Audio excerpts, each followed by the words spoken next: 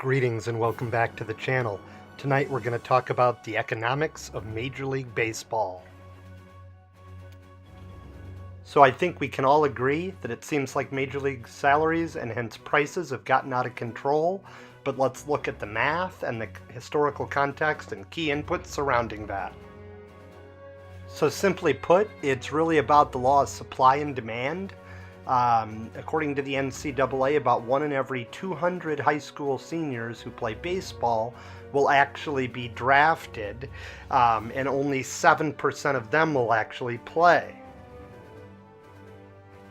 And hence, it takes a community of a little over 3,000 college baseball players to produce one guy that will actually take a swing in the majors. Basically, a whole town the size of Nashville, Illinois, just of college baseball players to produce one guy that'll actually take a swing in the majors. So I think that really speaks to how small the supply of these guys are and how great the demand for them is. And due to the law of supply and demand, that's why Mike Trout and Clayton Kershaw can make almost $35 million a year. It's why these guys can get their names on these contracts and why anybody would like to get their name on one of these baseball cards. There's just not enough of them that it dilutes their market value any. When did these ridiculous salaries begin, you ask? Well, you largely could thank Mr. Curt Flood. So Curt Flood, the unofficial father of free agency, made history when he refused to accept a trade following the 1969 season, ultimately appealing his case to the U.S. Supreme Court. Although his legal challenge was technically unsuccessful, it brought about additional solidarity among the players about baseball's reserve clause, which said that a player contract which stated rights to players were retained by the team. Players under these contracts were not free to enter into another contract with another team. Once signed into a contract, players could, at the team's whim, be reassigned, traded, sold, released. And anyway, Curt Flood, got enough groundswell behind him that he was able to get free agency and free agency started and kind of open up the doors for a lot of this big money. I mean, look at old Curt Flood's impact on the game. Look at the salary graph on the left prior to and after 1977. And on the right, look at Major League Baseball salaries as compared to the average gent. It just grew exponentially and, in a lot of people's opinions, grew out of control. And another factor having a major impact on salaries is market size. As stated by Fay Vincent, the ex-commissioner, the economics of baseball are a big problem. The big clubs make a lot of money, and the little clubs don't. Here's a little additional detail on how the markets are ranked. As you can see, the Yankees are on top, followed by the Mets and the Dodgers. Hard to compete with markets of this size. That's certainly a factor that impacts every major league economic transaction and salary as well. Here we see an illustration of how market size impacts payroll and performance.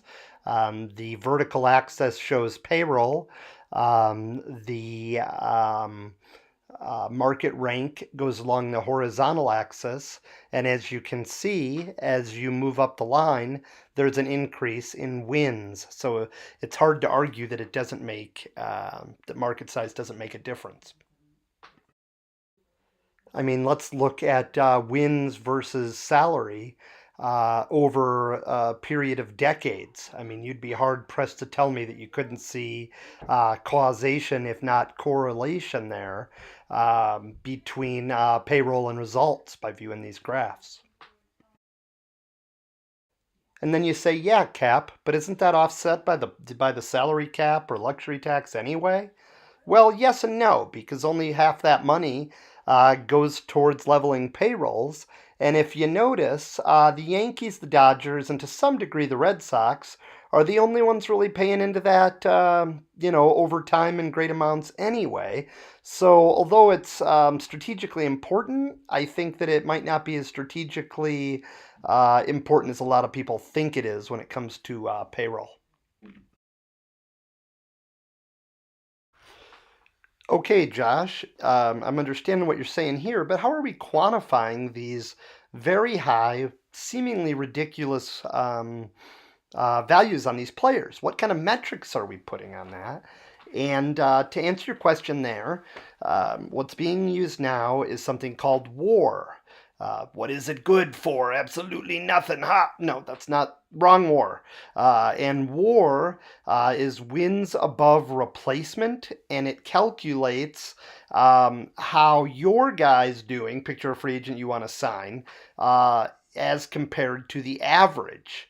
And it is, we were also able to break that down a little further, and based on Fangraph's value in 2017, one war point was worth around $8 million in 2017. So that's kind of how baseball executives are quantifying players' skill nowadays.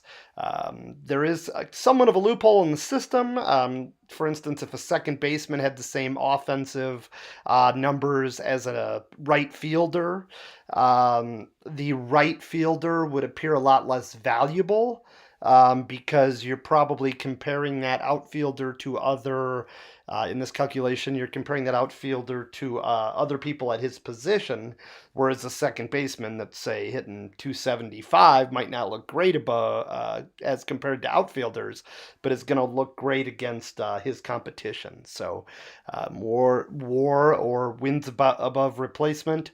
It's a framework that we could do a whole video on. We're not going to. But I at least wanted to get into how baseball executives are attempting to go in and quantify values these days on players. Anyway, that concludes our video. I appreciate you sitting down and studying baseball economics with me. Please remember to like, share, and subscribe. Thank you for watching. Bye-bye.